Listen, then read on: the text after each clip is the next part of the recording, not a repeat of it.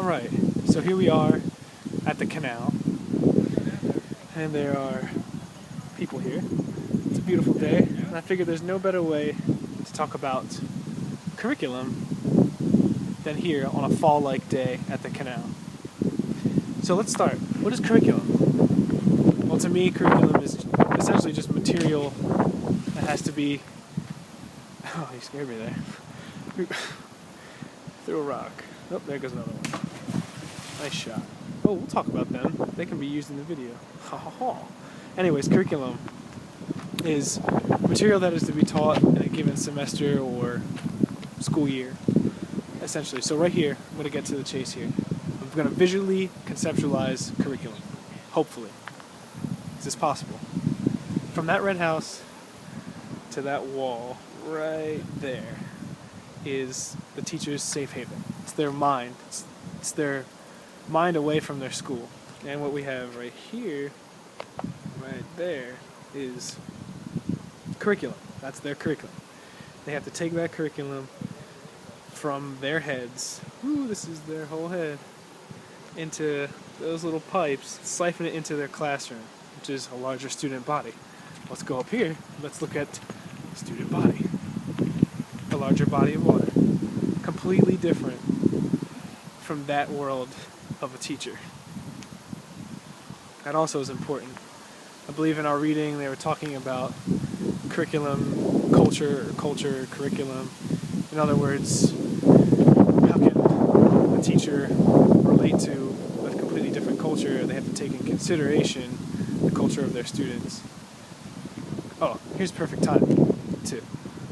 I think this is good. Okay. In curriculum, in teachers' curriculums, it doesn't matter. I believe that there's always a fear that there's going to be a child left behind. And that's understandable. Well, we have safety nets for them in our curriculum. Well, look here. This cable runs all the way from point A to point B.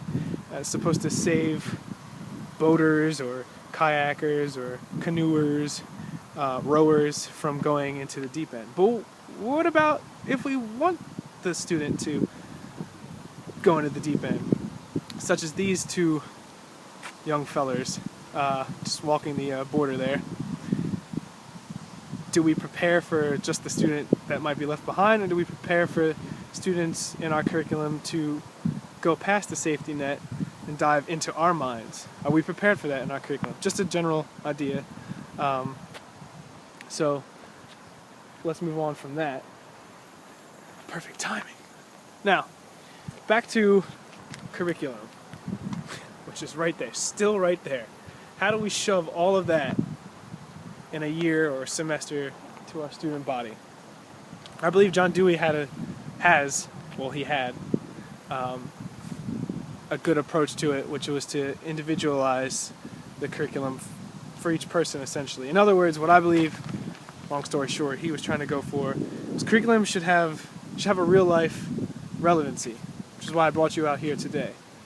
This is real life, since I believe this is real life. It should have a real life relevancy for your students. How do you adapt your curriculum to your students' environment?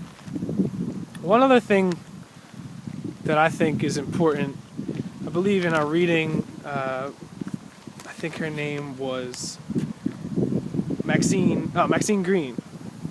She came up with the idea as a metaphor, more or less, as teacher as a stranger. And I think that was really interesting in the reading, because it gives a new look. It gives the teacher a new look on how to approach their classroom in curriculum aspects. But I want to take a different metaphor that I'm sure we've all heard of. Teacher and student as a sponge. We all heard kids are like a sponge, they soak up everything, that's great. But this is where I really want to address my idea of visually, it's another visual aid, keeping with the water effect here. Teachers and students as sponges. And what do I mean by that? I believe, we'll start with the children first. For your curriculum, you have to make it in a way that the kids don't like, they just don't get all soggy and run out. In other words, they have a chance to use what they have learned. Let me put it to you this way. Students must be given the opportunity, they have to own what they have, to own what they're learning, and must feel that the knowledge can be used in a way that continues to benefit them throughout life. So how do we do that in our curriculum? There's a fisherman here, he's crossing the safety net. Ooh, another person. And as teachers, I believe that we must also be like a sponge. In other words, the teacher must become models of learning as well. They have to.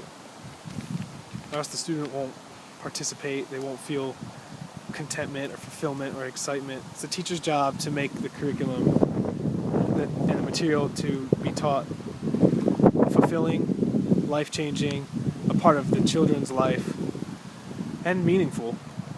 And that's a tough job for the teacher. So that's my idea. It's almost like, would a child want to learn in a classroom how to play do, mi, so on the piano, or would they want to learn on a playground? That's something to be thought about. And that's what I have to say about curriculum. I hope you have a good day, and fish.